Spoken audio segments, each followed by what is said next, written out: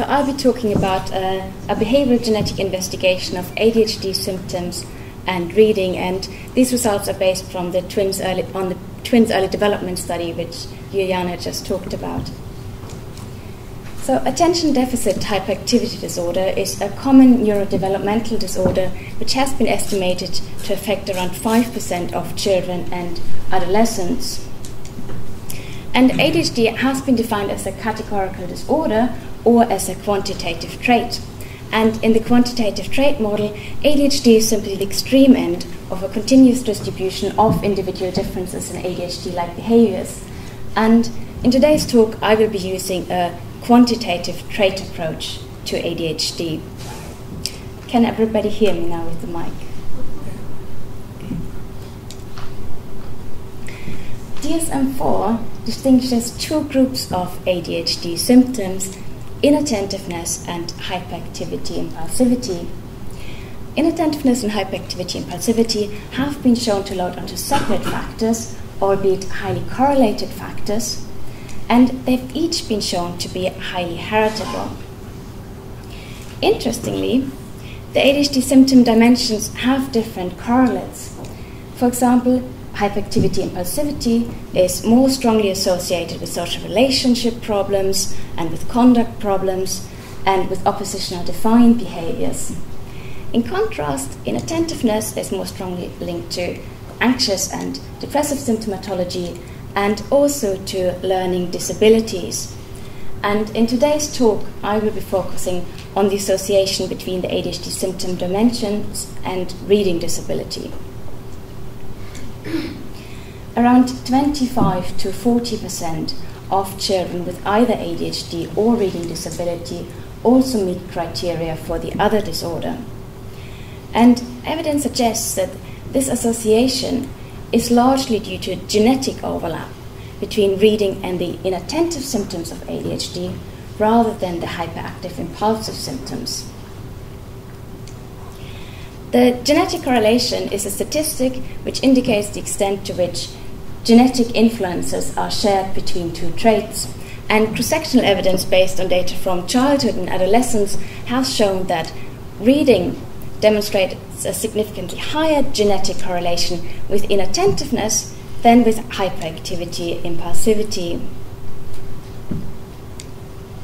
And in today's talk, I specifically want to focus on the longitudinal associations between ADHD symptoms and reading, and the findings I will be presenting are an extension of some of the work I presented at the ECP in Brno last year. So although these results are on the same topic, these are new findings that I did not present last year.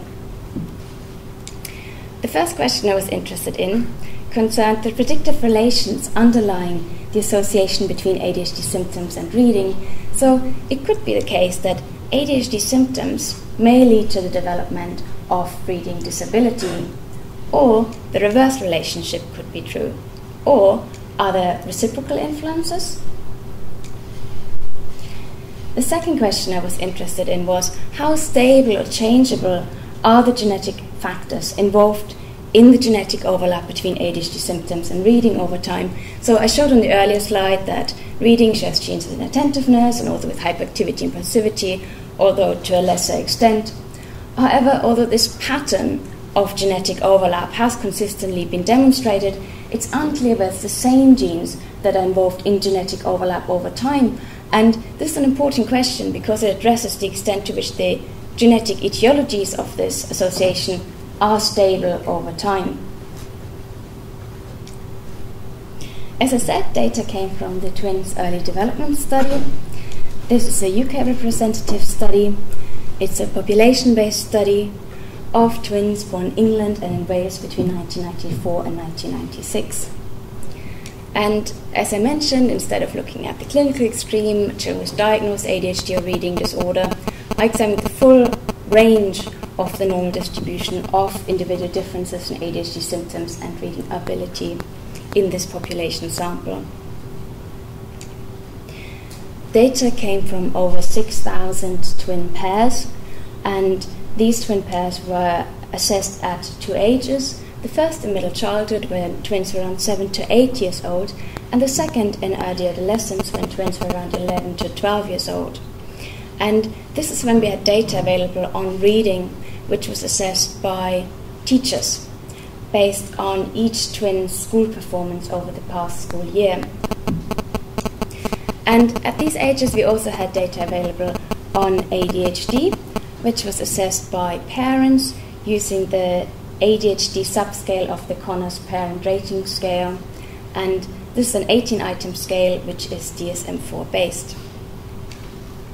Boys had higher means than girls on the scale. There was an age-dependent mean decline of hyperactivity and impulsivity, but there was no such mean decline for inattentiveness. And this is consistent with what has previously been shown for clinical studies and in population-based studies, adding validity to examining ADHD symptoms within the twins' early development study.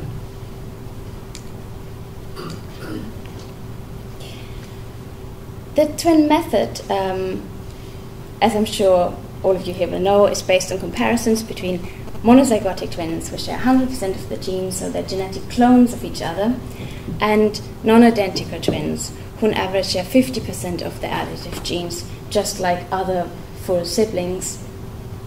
What about environmental resemblance? Well, there are certain environments that are family-wide that twins will share, and there are other environments that are child-specific, so-called non-shared environments, which will contribute to differences between children from the same family. And it's possible to model this genetic similarity and this environmental similarity in terms of structure equation models, and this allows the estimation of contribution of genes and environments to individual differences. This is the cross-like model that I fitted to the data. This model was previously used in a study by Alexandra Birch, although this is a trivariate extension of this model. And what you can see is variance in hyperactivity and impulsivity, in reading and inattentiveness in middle childhood. This variance was decomposed into genetic components, abbreviated A, and shared and non-shared environmental components, abbreviated C and E. However, because it was really genetics that explained most of the variance and covariance in the study, I will be focusing on the genetic results. And genetic and environmental factors were allowed to correlate in the genetic and environmental correlations.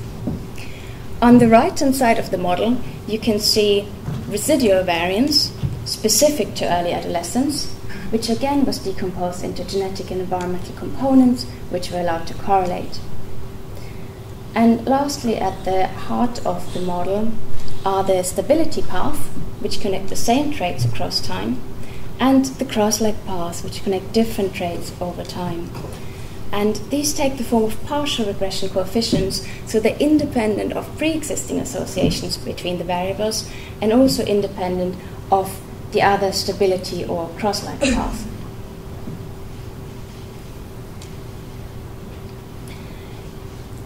Reading correlated moderately with inattentiveness in middle childhood and in early adolescence, and correlations with hyperactivity and impulsivity were significantly lower and about half the magnitude. So coming to my first question concerning the predicted relations underlying this association. And it's previously been suggested that ADHD symptoms may lead to reading disability, possibly because attention deficits may interfere with reading instruction. On the other hand, it's also been speculated that reading disability may lead to ADHD symptoms, possibly because of the academic frustration experienced by the child as a result of their reading disability. And we put these alternative directions of effects to the test. So focusing on the cross-like paths of interest, we found that hyperactivity, impulsivity, and reading significantly predicted each other over time. Likewise, reading and inattentiveness significantly predicted each other over time. And this suggests that there were reciprocal relations between the ADHD symptom dimensions and reading. And these paths here, they were negative because higher scores on ADHD were linked to having more reading problems. We can also see that hyperactivity, impulsivity, and inattentiveness both independently contributed to the prediction of reading, so it wasn't just inattentiveness. However, this cross-like path from inattentiveness to reading was significantly larger than any of the other cross-like paths, and this suggests that findings were largely driven by inattentiveness. And it's also important to note that the magnitude of these cross-like paths implied a small effect size. Moving on to my second question concerning how stable are the genes involved in genetic overlap over time. And there was only one previous study which has addressed a similar question, and this study was based on 500 twin pairs who were followed up over ages 6 to 9, and the study found that the genetics of the association between inattentiveness and reading were highly stable. So we thought it would be interesting, first of all, to see whether we can replicate this finding in a substantially larger sample, thus giving us increased power to detect newly emerging genetic influences. And secondly, we wanted to see whether we can extend this finding into early adolescence.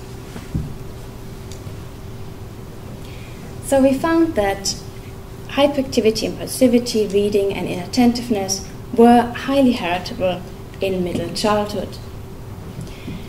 Reading showed a modest genetic correlation with hyperactivity, impulsivity, whereas the genetic correlation with inattentiveness was significantly larger and around twice the magnitude.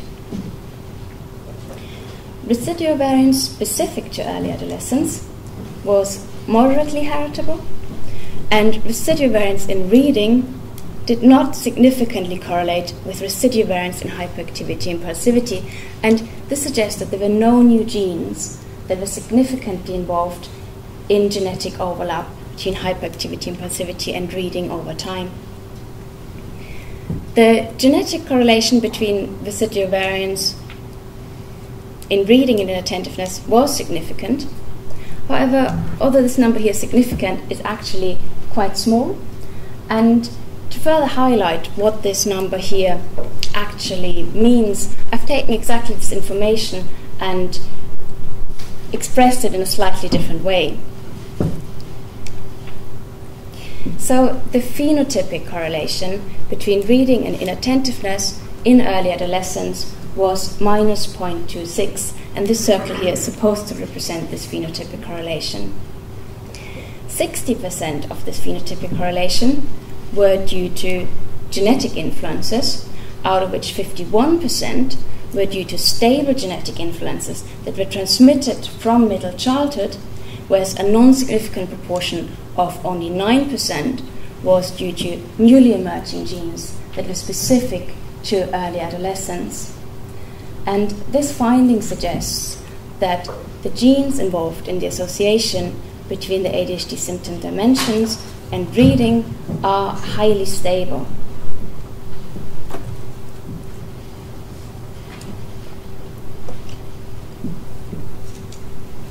So, to summarize, we found that the predicted relations between ADHD symptoms and reading were reciprocal. Inattentiveness and hyperactivity and impulsivity both contributed independently to these predictive relations. However, predictive relations were most strongly driven by inattentiveness. And it's also important to note that effect sizes were small. Within the limitations of these small effect sizes, the results suggest that ADHD symptoms may put children at increased risk for reading problems and vice versa. The second finding, and in my opinion the more interesting finding, was that the genetic influences involved in the association between ADHD symptoms and reading were highly stable. Or, in other words, the genetic etiologies of this association were largely the same in childhood and in early adolescence. And this in turn suggests that enduring molecular and hence neurobiological processes may be important for this association over time. What are these processes? Well, I think that will be a really interesting question to address in the future. And this brings me to my last point, which is that the quantitative genetic findings I presented here provide direct predictions for molecular genetic research. And we will be able to test these predictions based on genome-wide genotyping data from around 3,500 individuals from the twins' early development study. And this will allow us to test univariate questions concerning heritability, longitudinal questions concerning genetic stability, and also multivariate questions or questions concerning comorbidity. And I'm confident that we will be able to identify some genes that are shared between ADHD symptoms and reading, and other genes that will be specific to each trait. And lastly, I would like to say a big thank you to my PhD supervisor, Robert Ploman, and also to my co-authors, Philip Asherson and Fröhling Reisdijk. And lastly, also a massive thank you to the TEDS families and the TEDS team, without whom this work would not be possible. Thank you very much.